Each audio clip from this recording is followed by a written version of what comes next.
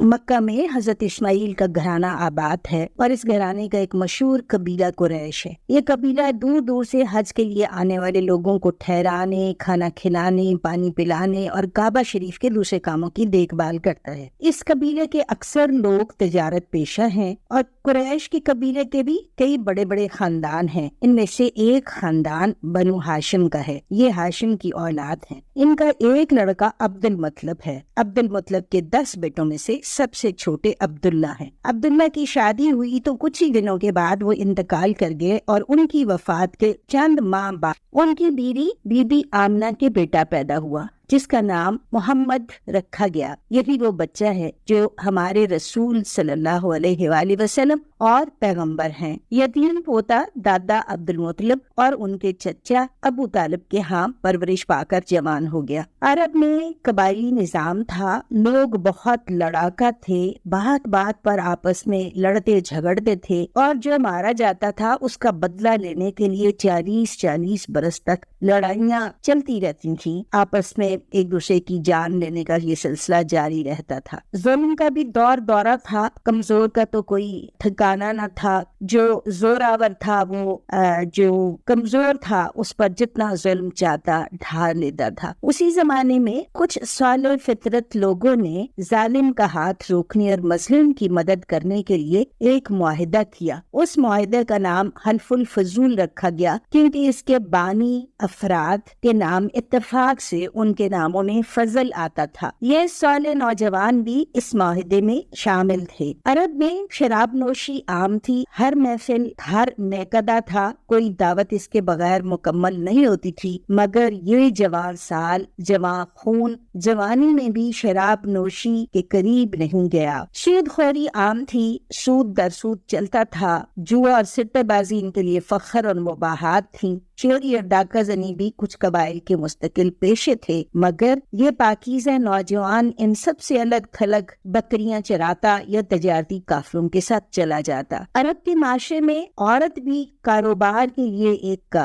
چیز تھی، ایک کاروباری سی شے تھی۔ عورت کی عزت اور عفت کی کوئی حیثیت نہ تھی، وہ بازاروں میں نیلام ہوتی تھی، بدکاری کو برا نہیں سمجھا جاتا تھا۔ ایسے میں یہ 25 سالہ خوبرو نوجوان ایک 40 سالہ بیوہ کے پیغام پر اس سے شادی کر لیتا ہے۔ خدا کے ساتھ شرک عربوں کا طرہ انداز تھا، جسے وہ خانہ خدا کہتے تھے۔ اس میں بھی 360 بت نصب کر رکھے تھے۔ بتوں کی یہ پرستش ارکان حج میں بھی داخل تھی۔ بتوں کے آگے جانوروں کی قربانی دی جاتی تھی، ان کے نام سے فال نکالی جاتی تھی۔ فرشتوں کو خدا کی بیٹیاں کہتے، جنوں کو الوہیت کا درجہ دیتے۔ اخلاقی نجاست کے اس ماحول کا پروردہ یہ صالح نوجوان، یہ عظیم ہستی، کاروبار اور گھریلو زندگی سے بچا وقت تنہائی میں گزارتا، اس ساری اوہام پرستی اور خرافات سے کنارہ کش ہو کر غار خرا میں چلا جاتا اور وہاں خدا کی عبادت کرتے۔ سوچ بچار کرتے کہ انسانوں کو ان کاموں سے کیوں کر باز رکھا جا سکتا ہے، ان کی حالت کو کیسے سدھارا جا سکتا ہے۔ جوانی پہ جوانی، بچپن میں بھی یہ بچہ اتنا حیادار تھا کہ ایک موقع پر جب کعبہ کی دیوار تعمیر ہو رہی تھی تو باقی بچے تہمت اتار کر اس میں پتھر باندھ کر ڈھو رہے تھے۔ آپ نے بھی چچا کے کہنے پر ایسا کرنا چاہا تو شرم کے مارے بے ہوش ہو گئے۔ عرب میں نوجوانوں کا ایک یہ مشغلہ بھی تھا کہ رات رات بھر قصہ گوئی ہوتی، کہانیاں ہوتی، شعر و شاعری ہوتی، قصیدہ گوئی ہوتی۔ دوستوں کے بہت اصرار پر ایک بار یہ نوجوان بھی چلے جاتے ہیں، مگر عدم دلچسپی کی بنا پر وہاں ساری رات سو کر گزار دیتے ہیں۔ ہم آج کے ماحول کو، حالات کو، معمولات کو بہت برا کہتے اور سمجھتے ہیں۔ کسی کو خیر کی طرف بلانا کبیر کی بات ہے، خود اپنے آپ کو بچا کر رکھنا بھی اکثریت کو محال لگتا ہے کہ یہ آج کے دور میں ممکن نہیں۔ بہت بگاڑ آ گیا ہے، بہت خرابی آ گئی ہے۔ ہمارا آج کا دور، گاؤں دیہات میں تو کچھ ذات پات یا قبائل کا ذکر ہوتا ہے، مگر شہروں میں جو گاؤں والے ہیں وہ بھی آ کر جب یہاں بس جاتے ہیں تو وہ بھی اس ذات پات کو بہت اہمیت نہیں دیتے۔ سالہ سال سال تک لڑائیاں کبھی کبھار تو ہوتی ہوں گی، مگر یہ عمومی صورتحال ہرگز نہیں ہے۔ شراب کا ملنا محال اور شراب نوشی بڑے گھرانوں میں تو جو ہوتی ہے وہ بھی چھپ چھپا کر اور حال ہی کہیں ہوتی ہے۔ اسلامی ملک میں اس کی خرید و فروخت اور اس کے پینے پلانے کی آزادی نہیں ہے۔ جوا اور سٹہ بازی کی بھی کچھ بدلی ہوئی صورتیں تو موجود ہیں، مگر ایسا نہیں ہے کہ ہر کس و ناقص بس ہمیں اس میں مشغول نظر آئے۔ شرک کی نفی اور دین کی تعلیمات کو پھیلانے کے لیے کئی علماء اور اپنی بساط بھر مرد اور عورت لگے ہوئے ہیں۔ علم کے ذرائع، دروس، اجتماعات، جلسے، انفرادی رابطے سب موجود، کتب خانے موجود، ٹی وی نشریات، سوشل میڈیا پر لیکچرز، ویڈیوز، سوال جواب، قرآن، حدیث، دینی علوم کے مفت یا بہت کم فیس پر کورسز میں بآسانی دستیاب ہیں، ان میں داخلہ لیا جا سکتا ہے۔ اور یہ بھی مشاہدہ ہے کہ مخلوط تعلیمی اداروں اور یونیورسٹیز میں بھی 40 سال پہلے حجاب اوڑھنے والی اتنی طالبات نہیں تھیں جتنی آج ہیں۔ عورت کا بھی معاشرے میں مقام اور مرتبہ ہے۔ کچھ قبائلی علاقوں یا گاؤں گھوٹوں میں رسم و رواج کے نام پر عورتوں کے ساتھ کئی طرح کے مظالم ہوتے ہیں، آج بھی ہیں، انکار ممکن نہیں ہے، مگر بڑے قصبوں شہروں میں تعلیم کی بنا پر عورت بڑی پر اعتماد ہو گئی ہے اور اپنی حفاظت کرنا جانتی ہے۔ اب خواتین کی بازیابی کے مواقع ملنا اتنے آسان نہیں ہے، وہ جو ریڈ ایریاز جن کو کہتے ہیں یا کوٹھوں کی بات الگ ہے، مگر بالعموم معاشرہ اور ماحول باحیا ہیں۔ آج کے اس معاشرے کے مقابلے میں عرب کے اس جاہلی معاشرے کو دیکھتے ہیں تو اس بات کی قدر و قیمت سمجھ آتی ہے کہ ساری مروج برائیوں سے دامن بچا کر رہنے والا وہ نوجوان کتنا عظیم ہے، اور جبر کے اس دور میں بھی مظلوموں کی حمایت کے لیے اجتماعیت کے ساتھ کھڑا ہونے والا ہے۔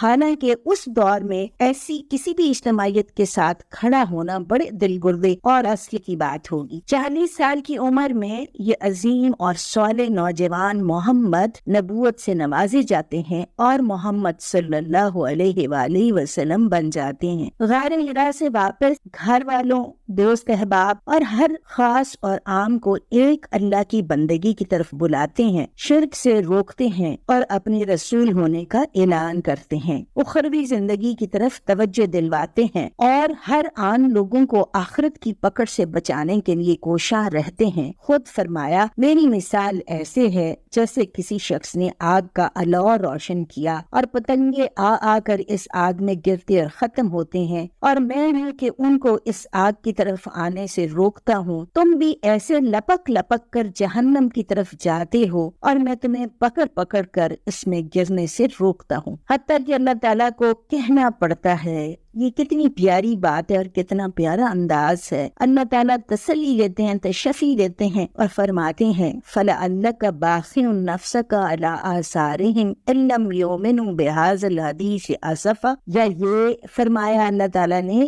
مکہ کے کافروں کے بارے میں کہ اے محمد، یہ تمہیں نہیں جھٹلاتے، یہ مجھے جھٹلاتے ہیں۔ اور یہ بھی ویسے بڑی دلچسپ حقیقت ہے کہ کفار نبی صلی اللہ علیہ وآلہ وسلم کو صادق اور امین کہتے تھے، بلاتے تھے۔ جب نبی صلی اللہ علیہ وآلہ وسلم نے صفا کی پہاڑی پر کھڑے ہو کر اعلانیہ دعوت کے لیے لوگوں کو بلایا اور اس وقت کے مروج رواج کے مطابق لوگوں کو ایک منادی دی، نفیر عام دی، اس کو آپ مائک سسٹم سمجھ لیجئے، اس کو آپ ٹی وی سمجھ لیجئے، ریڈیو سمجھ لیجئے، اخبار سمجھ لیجئے، یا سوشل میڈیا پہ کال سمجھ لیجئے، کچھ سمجھ لیجئے۔ تو جب قبائل کے نمائندے آ گئے، یعنی وہ مجمع اکٹھا ہو گیا جس میں خبر کی تشہیر کرنی تھی، اور تشہیر کے ذرائع میں یہ تھا کہ پہاڑ پر کھڑے ہو کر منادی دی جاتی تھی کسی بھی اہم خبر کے لیے۔ جب لوگ جمع ہو گئے تو نبی صلی اللہ علیہ وآلہ وسلم پوچھتے ہیں، اگر میں تمہیں یہ کہوں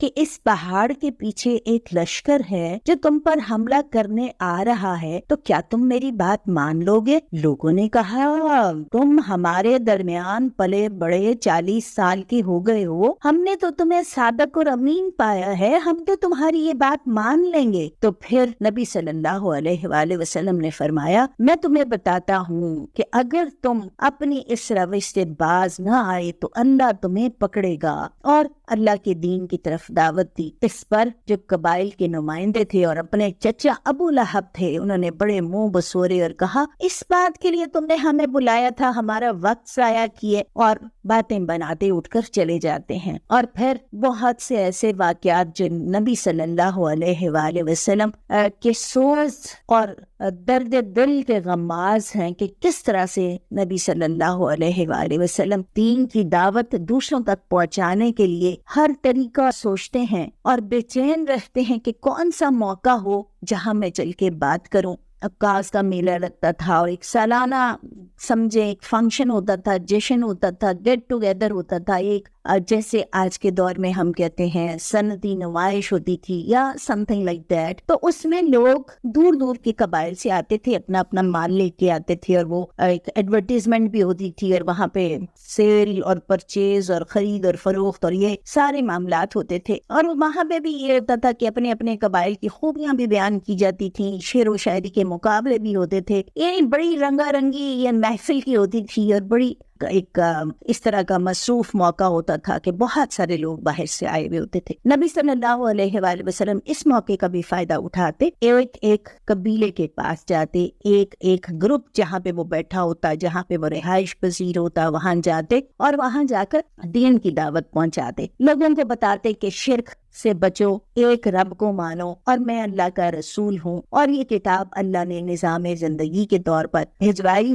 کچھ لوگ بات سنتے، کچھ سنی انسنی کر دیتے، مگر مکہ کی کچھ اوباش بھی ساتھ ساتھ جاتے، ان کے بارے میں بڑی غلط غلط باتیں کرتے کہ یہ تو جادوگر ہے، یہ تو مجنون ہے، یہ تو ساحر ہے، اس کی بات پہ توجہ نہ کرنا، اور آگے آگے آپ صلی اللہ علیہ وآلہ وسلم ہوتے اور ساتھ ساتھ یہ چل رہے ہوتے، ساتھ ٹھٹھا مذاق بھی کر رہے ہوتے۔ میں سوچتی ہوں کتنی دن نظاری ہوتی ہوگی۔ ہم تو ایک بار کسی کو کہتے ہیں، دوسری بات کہنا ہمیں لگتا ہے ہماری بڑی بے عزتی ہے کہ ہم نے ایک بار کہا، دو بار کہا، تیسری بار پھر کہیں، چوتھی بار پھر کہیں، وہ سنتا ہی نہیں، وہ منہ پرے کر لیتا ہے، تو ہماری بات کو اہمیت ہی نہیں دیتا۔ اور اس کے ساتھ کچھ دوست اگر ہمارا ٹھٹھا مذاق بھی اڑا رہے ہوں تو پھر تو شاید ہم اس جگہ پہ جائیں ہی نہیں۔ نبی صلی اللہ علیہ وآلہ وسلم کے خلاف ایسا پروپیگنڈا، ایسی ایک مہم جو ان کے بارے میں انتہا درجے کی غلط بیانی کرنے والی اور غلط فہمیاں ڈالنے والی اور تمسخر اڑانے والی اور ان کے متعلق جھوٹ کہنے والی تھی، نبی صلی اللہ علیہ وآلہ وسلم اس سے بھی گزرتے ہیں، مگر دین کی دعوت کا کام جو ہے وہ اسی محبت اور اسی دل سوزی کے ساتھ جاری رہتا ہے۔ قرآن پاک میں بھی اللہ تعالیٰ فرماتے ہیں، قُلْ إِن كُنتُمْ تُحِبُّونَ اللَّهَ فَاتَّبِعُونِي يُحْبِبْكُمُ اللَّهُ۔ اے نبی صلی اللہ علیہ وآلہ وسلم، لوگوں سے کہہ دیجئے کہ اگر تم اللہ سے محبت کرتے ہو اور یہ بھی چاہتے ہو کہ اللہ بھی تم سے محبت کرنے لگے، تو اس کا طریقہ یہ ہے، فَاتَّبِعُونِي، میرا اتباع کرو، یحببکم اللہ، اللہ بھی تمہیں اپنا محبوب بنا لے گا، تم سے محبت کرنے لگے گا۔ فَاتَّبِعُونِی، میرا اتباع کرو، میری پیروی کرو، میری اطاعت کرو۔ اب اس میں بھی جو اطاعت اور پیروی اور اتباع میں فرق ہے، فَاتَّبِعُونِی اتباع ہے اور اتباع بڑا درجہ ہے۔ اطاعت تو یہ ہے کہ جو نبی صلی اللہ علیہ وآلہ وسلم نے فرمایا، کہا، ہم اس پر عمل کریں، یعنی حدیث قولی ہے یا حدیث عملی ہے یا حدیث تقریری ہے، یعنی نبی صلی اللہ علیہ وآلہ وسلم نے فرمایا، نبی صلی اللہ علیہ وآلہ وسلم نے عمل کر کے دکھایا، نبی صلی اللہ علیہ وآلہ وسلم کے سامنے ایک کام ہوا اور آپ نے اس کو سے منع نہیں کیا، حدیث تقریری جو بھی ہو اس کو مانا جائے، اطاعت یہ ہے۔ اور فَاتَّبِعُونِی، جو اطاعت کرنی ہے وہ اس طرح سے، جیسے کہتے ہیں نا کہ فالو اس طرح سے کرنا ہے کہ جس بندے کو فالو کیا جا رہا ہے، جہاں وہ پیر رکھتا ہے اس کے پیروں کے نشان پر پیر رکھ کے اس کی پیروی کی جائے اور محبت کے ساتھ کی جائے۔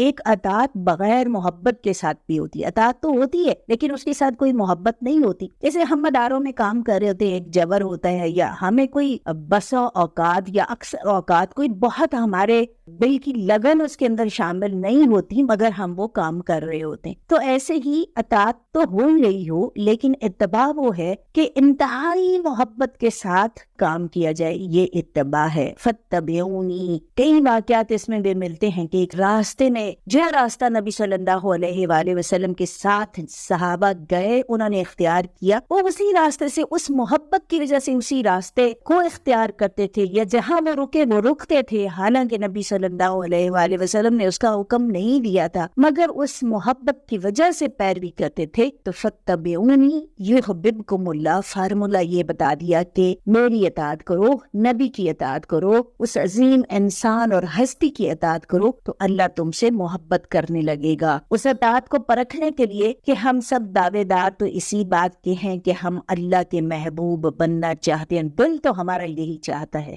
اور یہ بھی ہم کہتے ہی ہیں کہ نہیں، ہم اللہ سے محبت کرتے ہیں اور محبوب بننا چاہتے ہیں، اور محبوب بننے کے لیے جو اطاعت اور پیروی اور اتباع کی بات ہے وہ بھی کرنا ہی چاہتے ہیں، مگر وہ کتنا ہو پا رہا ہے اس کے لیے بھی کسوٹی بھی ہے، اپنے آپ کو ناپنے کا، اپنا جائزہ لینے کے لیے پیمانہ بھی ہیں۔ بہت سارے ایسے واقعات جو نبی صلی اللہ علیہ وآلہ وسلم کی زندگی کے ہمیں ملتے ہیں۔ حضرت انس رضی اللہ تعالیٰ عنہ چھوٹے ہی تھے، حضرت خدیجہ کے چچا جو تھے انہوں نے ان کو خریدا تھا، اس وقت انسان بھی بکتے تھے، تو اس بچے کو خرید لائے وہ اور حضرت خدیجہ کو دے دیا۔ جب حضرت خدیجہ کی شادی ہوئی تو انہوں نے تحفے میں یہ نبی صلی اللہ علیہ وآلہ وسلم کو غلام دے دیا۔ حضرت انس رضی اللہ تعالی عنہ فرماتے ہیں کہ میں چھوٹا ہی تھا جب آپ کی خدمت میں آیا، 10 سال تک میں آپ کی خدمت میں رہا، مگر آپ نے کبھی مجھے کسی بات پر ٹوکا نہیں، اف نہیں کہا، اور بلکہ ایک واقعہ بھی بیان کرتے ہیں کہ ایک بار مجھے کسی کام سے بھیجا، میں بچہ ہی تھا، راستے میں کھیلنے میں لگ گیا، دیکھا تو پیچھے نبی صلی اللہ علیہ وآلہ وسلم آ گئے ہیں اور کھڑے ہیں، آ کے میرے کندھے پر ہاتھ رکھتے ہیں اور کہتے ہیں اے انیس، انس نہیں نام انس تھا، اے انیس، اے دوست، اب تو چلا جا وہ کام کرنے کے لیے۔ اور میں سوچتی ہوں کہ جائزے کے کسوٹی کے اس پیپر میں، سیلف اسیسمنٹ کے اس پیپر میں، ہمارے تو غلام بھی نہیں ہیں، ہمارے تو پیڈ نوکر ہیں، ڈرائیور ہیں، ہمارے کچھ سبارڈینیٹس ہیں، ہم سے کتنی دفعہ ان کو معاف کیا جاتا ہے، اور یہ بھی پوچھا کہ کسی نے کہ ہمارے غلام ہیں، وہ ہمارے ساتھ زیادتی کرتے ہیں، وہ ہماری بات نہیں مانتے، تو اس پر بھی یہی فرمائی رہنمائی نبی صلی اللہ علیہ وآلہ وسلم نے کہ ان کو دن میں 70 مرتبہ معاف کر دو۔ 70 مرتبہ، ہم سے تو ایک مرتبہ معاف کرنا مشکل ہوتا ہے، 70 مرتبہ معاف کر دو۔ میں سمجھتی ہوں کہ یہ ہمارے لیے بہت بڑا چیلنج ہے، اور ہمیں اس پر اپنے آپ کو پرکھنا اور دیکھنا چاہیے کہ ہم کہاں کھڑے ہیں۔ ایک اور بہت ہی پیارا واقعہ مجھے لگتا ہے کہ ایک بار ایک صحابی آئے نبی صلی اللہ علیہ وآلہ وسلم کے پاس اور کہا کہ میں، رمضان کا مہینہ تھا، کہ میں روزہ رکھا ہوا تھا، فرض روزہ تھا، ظاہر ہے، بیوی کے پاس چلا گیا، روزہ ٹوٹ گیا، اب کیا کروں؟ نبی صلی اللہ علیہ وآلہ وسلم نے فرمایا کہ جان بوجھ کر روزہ توڑنے کا کفارہ یہ ہے کہ مسلسل 2 ماہ روزے رکھے جائیں۔ آگے سے کہنے لگا 2 ماہ کے روزے؟ میرے سے تو ایک ہی رکھا گیا، میں نے توڑ دیا، تو 2 مہینے کے کیسے رکھ سکتا ہوں؟ نبی صلی اللہ علیہ وآلہ وسلم نے فرمایا تو پھر صدقہ دے دو اور 60 مسکینوں کو کھانا کھلا دو۔ کہنے لگا میرے پاس تو کوئی گنجائش نہیں ہے، میرے پاس تو کوئی مال نہیں ہے کہ میں 60 مسکینوں کو کھانا کھلاؤں۔ پیارے نبی فرماتے ہیں کہ اچھا پھر بیٹھ جاؤ اور انتظار کرو۔ کہیں سے صدقے کی کھجوریں آ جاتی ہیں، ٹوکرا، ایک تو اس کو پوچھتے ہیں وہ کہاں گیا، اس کو بلواتے ہیں اور کہتے ہیں کہ یہ لو یہ کھجوریں، اور جا کے اپنی طرف سے کفارے کے طور پر صدقہ کر دو۔ کہتے ہیں کہ یہ واللہ مجھ سے غریب اس پوری بستی میں کوئی نہیں ہے جس کو جا کر یہ دوں۔ اور میں سوچتی ہوں کہ اگر اس کے موقع پر میں ہوتی، یا جب یہ مکالمہ ہو رہا تھا اگر میرے ساتھ ہو رہا ہوتا تو میں کیا ہاں روزہ توڑ دیا، ہم نے نہیں روزے رکھے ہوئے، ساری دنیا روزے رکھتی ہے، تم نے کیوں توڑ دیا؟ اور پھر لو اب آگے سے اور بہانے بازی، 60 بھی نہیں رکھ سکتا اور صدقہ بھی نہیں کر سکتا، اور اب یہ صدقے کی کھجوریں بھی مجھ کو ہی دے دیجئے، میں گھر لے جاؤں۔ شاید اسی طرح کی کچھ باتیں یا ایک ناگواری کیا ہوتی کیفیت، آپ خود اپنا جائزہ لیں کہ اگر ایسا موقع آتا تو ہم کیا کرتے۔ میں آپ کو بتاتی ہوں کہ نبی صلی اللہ علیہ وآلہ وسلم کا رویہ کیا تھا۔ نبی صلی اللہ علیہ وآلہ وسلم کا معمول تھا کہ صرف مسکراتے تھے، کہنا نہیں لگاتے۔ کبھی کبھی کبھار کوئی ایسا موقع، اس موقع پر ہنس پڑے اس طرح کہ ان کے پچھلے دانت نظر آنے لگے، اور کہا اچھا جاؤ گھر لے جاؤ، گھر والوں کو ہی کھلا دو۔ تو اللہ تعالی ہمیں اس عظیم انسان، اس صالح انسان پیارے نبی اور پیاری ہستی اس محسن انسانیت کی پیروی کرنے والا بنائے اور اس کی پیروی کے ذریعے سے ہمیں اللہ تعالیٰ کا محبوب بنا دے۔ وآخر الدعوانا ان الحمد للہ رب العالمین۔